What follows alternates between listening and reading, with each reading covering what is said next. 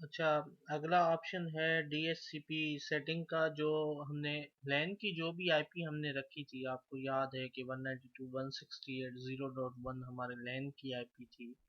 और उसी हिसाब से अगर आप चाह रहे हैं कि आपकी जो लैन की पोर्ट है उस पे आप डीएचसीपी की सर्विसेज चलाना चाह रहे हैं, तो आप उस पे यहाँ से इस सेटिंग में रेंज वगैरह देंगे, स्टार्ट आईपी जहाँ से आपकी आईपी वगैरह स्टार्ट हो, एंड रेंज है।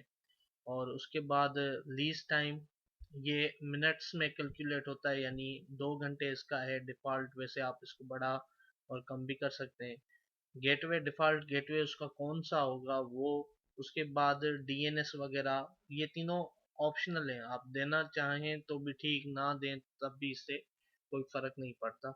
उसके बाद डीएचसीपी क्लाइंट लिस्ट में आपके पास क्लाइंट्स की, यानी जो जो भी डीएचसीपी से आईपी आपके सिस्टम उठाएगा, तो उसमें क्लाइंट की लिस्ट वगैरह आ जाएगी।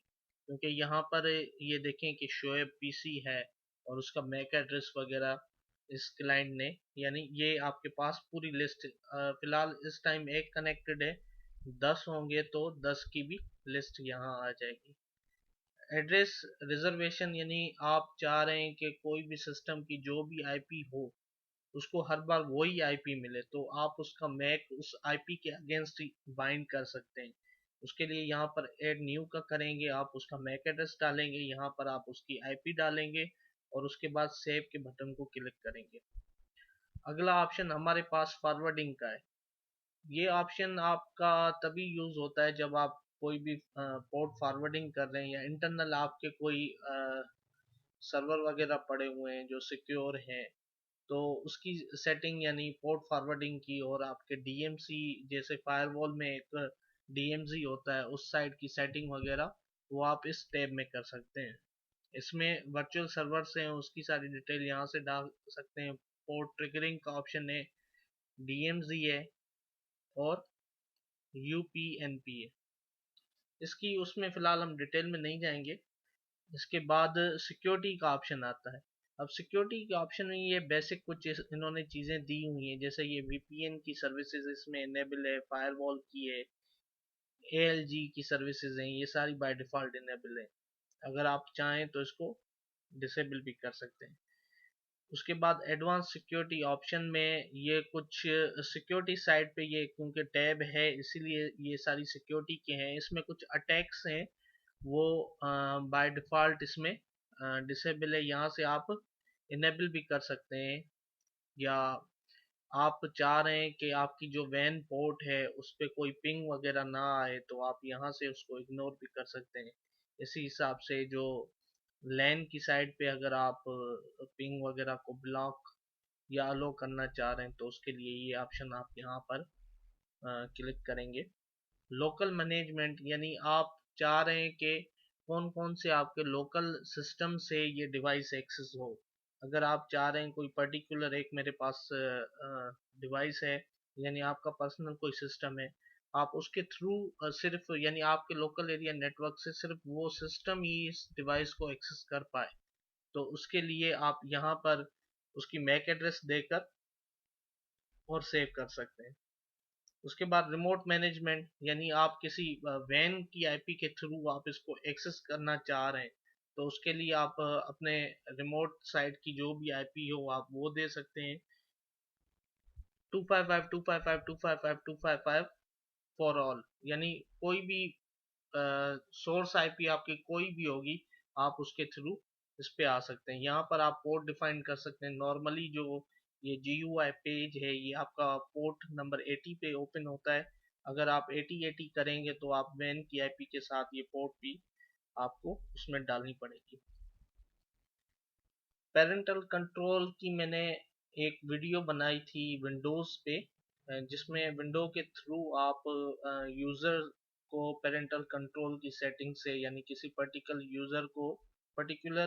यूज़र को आप पर्टिकुलर टाइम पे अपने सिस्टम पे अलो या डिनाई कर सकते हैं। तो ये भी बिल्कुल वैसा ही फीचर है। इसमें आप, यानी आपके पास अगर कोई एक सिस्टम है, उसकी मैक एड्रेस आप इसमें डाल सकते हैं। यानी यहाँ से आप ऐड न्यू करेंगे।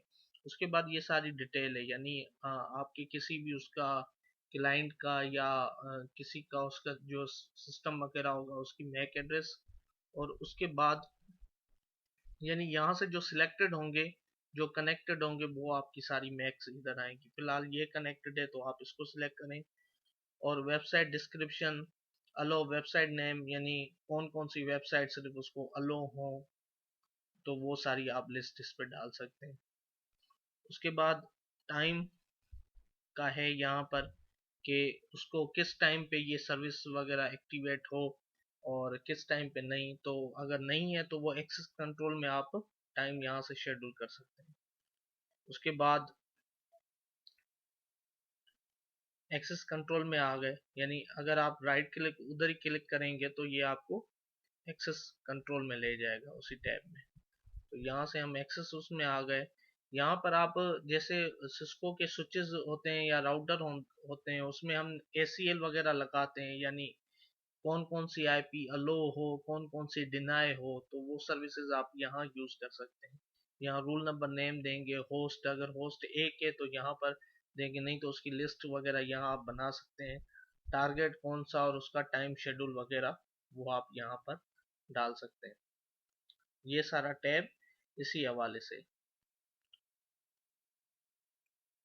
होस्ट में आप होस्ट की डिस्क्रिप्शन, उसकी लैन की IP, अगर रेंज है तो रेंज दे सकते हैं, एक IP है तो एक वही IP आप इधर भी टाइप करें और इधर भी टाइप करके आप सेव कर सकते हैं। उसके बाद टारगेट यानी डेस्टिनेशन वगैरह, तो उसके हिसाब से टारगेट कौन कौन से हो, उसकी IP, उसकी रेंज, उसकी पोर्ट नंबर वगैरह डिटेल आप यहाँ दे सकते हैं। यहाँ से आप शेड्यूल कर सकते हैं, यानी टाइम वगैरह के कौन से टाइम पे वो हो या कौन से टाइम पे ना हो। बेसिकली ये जो तीन चीजें हैं ना, ये आपके इस रूल में आपने नोट किया होगा कि ये तीनों चीजें ये आ रहे हैं।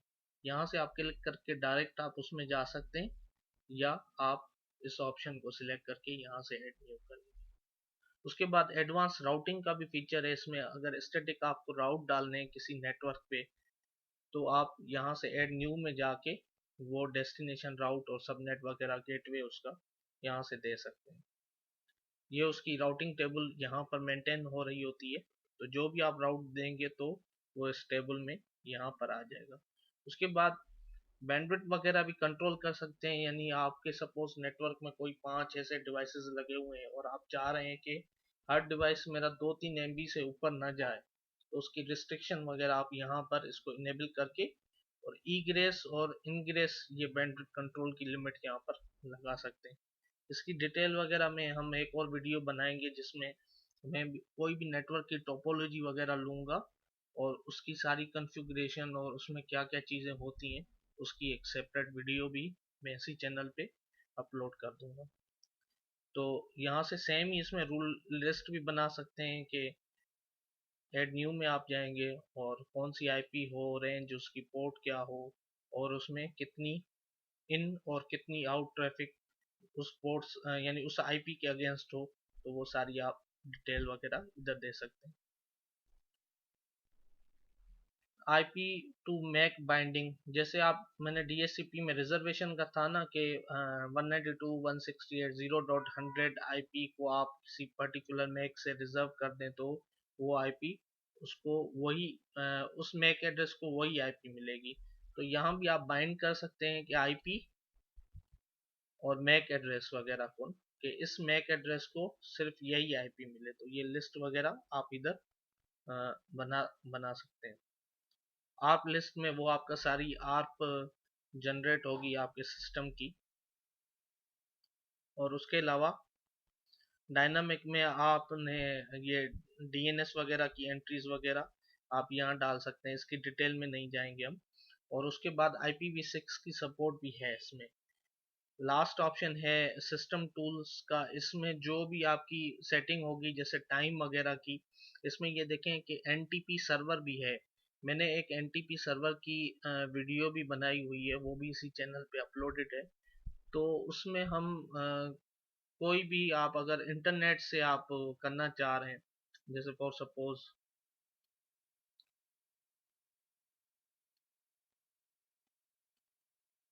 ये एनटीपी एक बेसिकली सर्वर होता है जो एनटीपी क्लाइंट को टाइम वगैरह ऑनलाइन दिया करता है। तो आप डायरेक्ट उसकी आईपी दें या उसका नाम वगैरह इधर देकर आप अपडेट करेंगे तो ये उसी से सिंक हो जाएगा।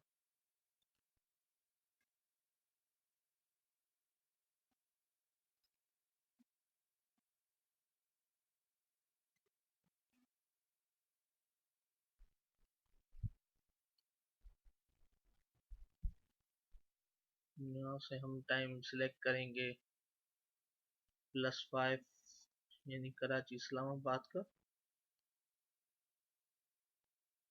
तो ये अभी 6:19 38 सेकंड इसने टाइम इस सर्वर से उठा लिया। इसकी एक वीडियो भी बनी हुई है जो इसी चैनल पे है अपलोड। मैं आपको वो रिकमेंड करूंगा कि आप इस एनटीपी सर्वर की डिटेल जानने के लिए वो वीडियो आप व्यू करें। उसके बाद डायग्नोस्टिक है, इसमें आप पिंग और ट्रेस राउट वगैरह कर सकते हैं, यानी कौन सा डिवाइस इस डिवाइस से पिंगेबल है या नहीं। ट्रेस यानी आप उस डिवाइस तक कौन सा रूट यानी कौन सा पाथ जा रहा है, सोर्स टू डेस्टिनेशन, वो सारी आपकी डिटेल यहाँ पर आ जाएगी। इसी सॉफ्टवेयर को अपग्रेड करने के लिए यहाँ पर आपके पास वो सॉफ्टवेयर का वर्जन हो और यहाँ से आप उसको अपग्रेड कर सकते हैं। फैक्ट्री डिफॉल्ट में आप इसकी सारी सेटिंग रिस्टोर कर सकते हैं, यानी इनिशियल कॉन्फ़िगरेशन। जैसे डिवाइस एक नया सा आपके पास मार्केट से लेकर आते हैं तो जैसे वो उसमें कॉन्फ़िगरेशन होती है, अगर आप इसको रिस्टोर करें तो ये आपका उस कंडीशन में चला जाएगा। बैकअप, इस डिवाइस का आप बैकअप भी ले सकते हैं, उस बैकअप को रीस्टोर भी कर सकते हैं। उसके बाद डिवाइस को रीबूट यहाँ से हम कर सकते हैं और इसमें पासवर्ड वगैरह आप यहाँ पर सेट कर सकते हैं। यानी यूज़र एक्सेस के बाद जब उसमें पासवर्ड क्रिएट होता है तो आप वो यहाँ पे डाल सकते हैं। उसके अलावा इसके लॉक्स वगैरह इधर जनरेट होते हैं सारे, यहाँ से आप देख सकते हैं। और ये उस डिवाइस का लास्ट यानी स्टैटिक्स का टैब है, इसमें आप पैकेट्स इन आउट सारी चीज़ें ये देख सकते हैं। तो इसी फिलहाल तो मेरी यही कोशिश है कि डिवाइसेस वगैरह का एक ओवरव्यूज की वीडियोस, यानी इससे क्या होगा, आपको जस्ट इंफॉर्मेशन होगी कि इस डिवाइस में क्या क्या फीचर है। इसके बाद हम आएंगे यानी कोई भी नेटवर्क की एक टोपोलॉजी उठाएंगे, जैसे कोई घर में कैसे यूज़ हो रहे हैं ये डिवाइसेस, और आपके नेटवर्क पे आप अगर किसी उसमें इदारे में काम कर रहे हो उसमें कैसे ये प्लेस होते हैं और इसकी कैसे कैसे कॉन्फ़िगरेशन होती है। तो उसकी सारी वीडियोस में अगले उसमें अपने स्केड्यूल में अपलोड करता रहूँगा। तो उसके लिए आप इस चैनल को सब्सक्राइब करें और एंजॉय करते रहें ऐसी videos. Thanks for watching word and IT channel, and please don't forget to subscribe. Okay, अल्लाह हाफिज़।